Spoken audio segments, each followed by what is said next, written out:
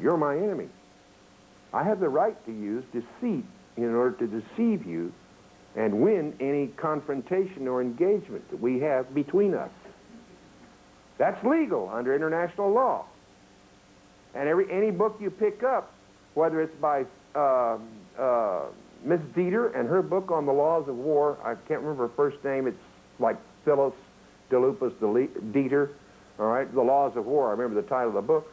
Every single international law text you pick up, whether introductory or advanced, makes it very clear that deceit is legal. Thus, they don't have to tell you everything in court.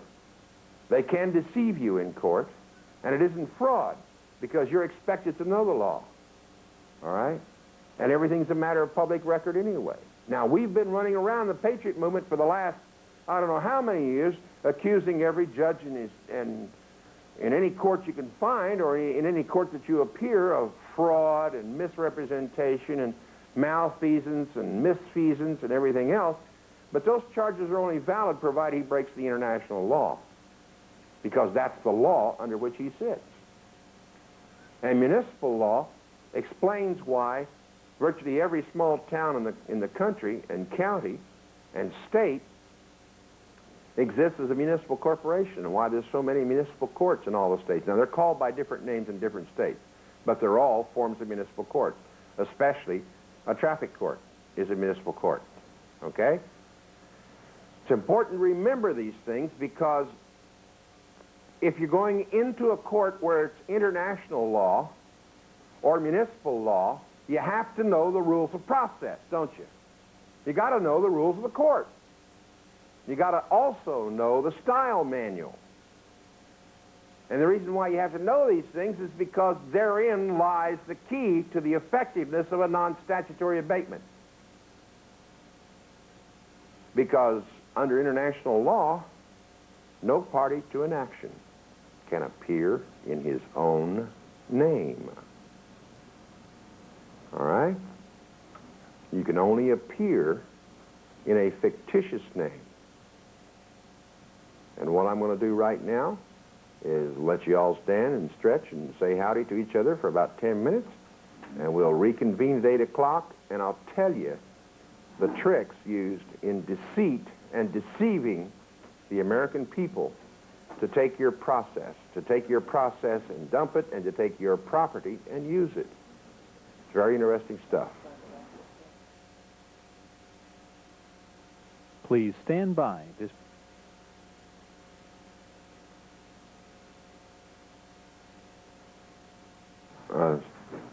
Good. Because starting Monday night, yours truly and Randy Lee will have the Tom Valentine Show. Okay? Starting Monday night, yours truly and Randy Lee will follow the Tom Valentine Show for an hour, 5 nights a week. Okay? So, stay tuned, all right? Now,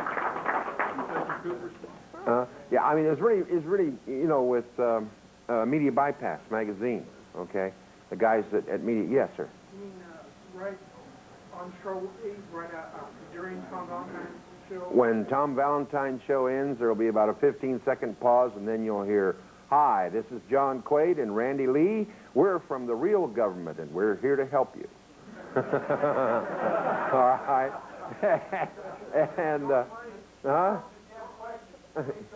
yes, yeah, they're setting up, you know, low-power repeater stations for the satellite and everything else right now, all across the country. They've got 4 or 5 on the West Coast already. They haven't quite got debugged. But I just wanted to pass that information along to you so you guys can all start joining in with us. Then you can stay current on what's happening with the processes we're developing, because the next process we're going to develop, and it's close. Right now, when I say close, it means that we haven't tested it in enough cases to make certain of its effectiveness. But the next process we're going to issue is writ of trespass. Whoa. And it smokes, I'll tell you. It smokes. Yes, sir. Are you joining Bill Cook or displacing him? Cooper. No, sir. I don't know. All I know is that I've come on immediately after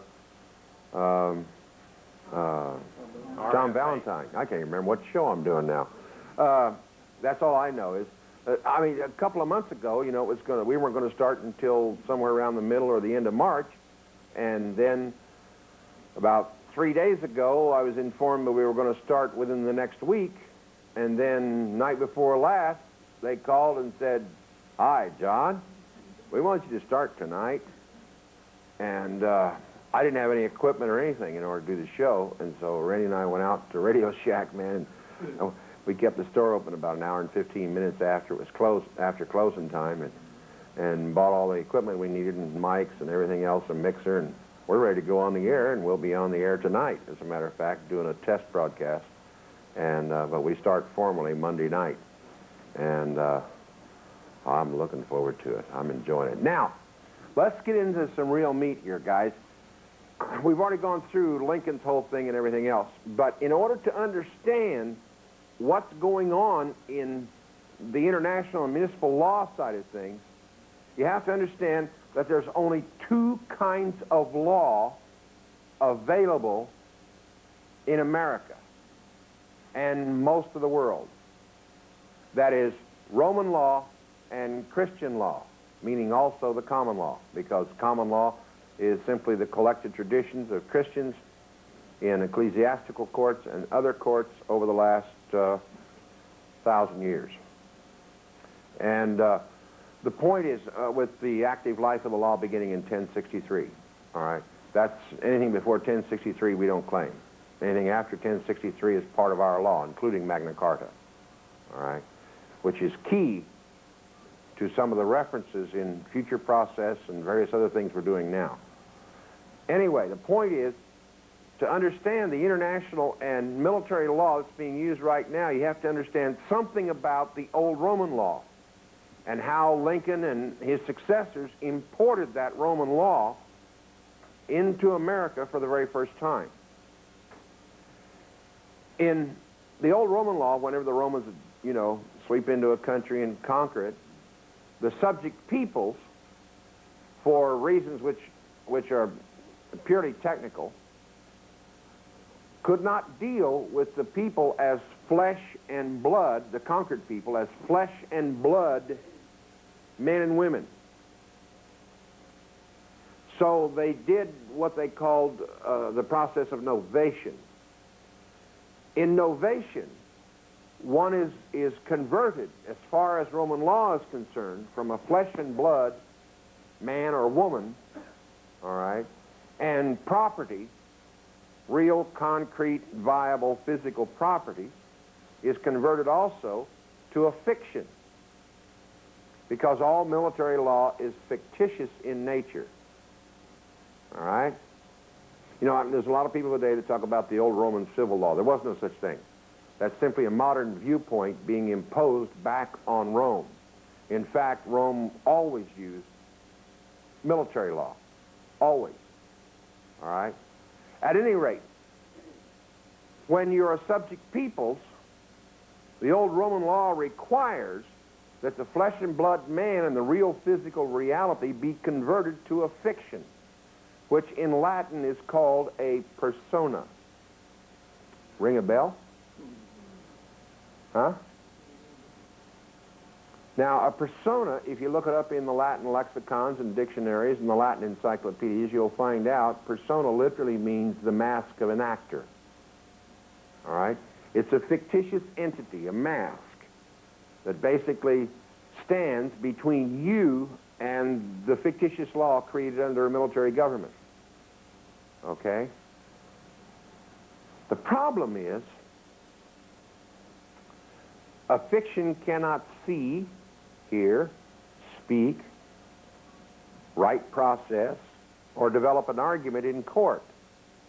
So in the old Roman law, fictitious persona always had to appear by advocates, which we would call an attorney. Okay? The attorney was a Roman citizen, and he could enter pleas on behalf of fictitious persona. Now, how does that relate to today's courts? In today's courts, all parties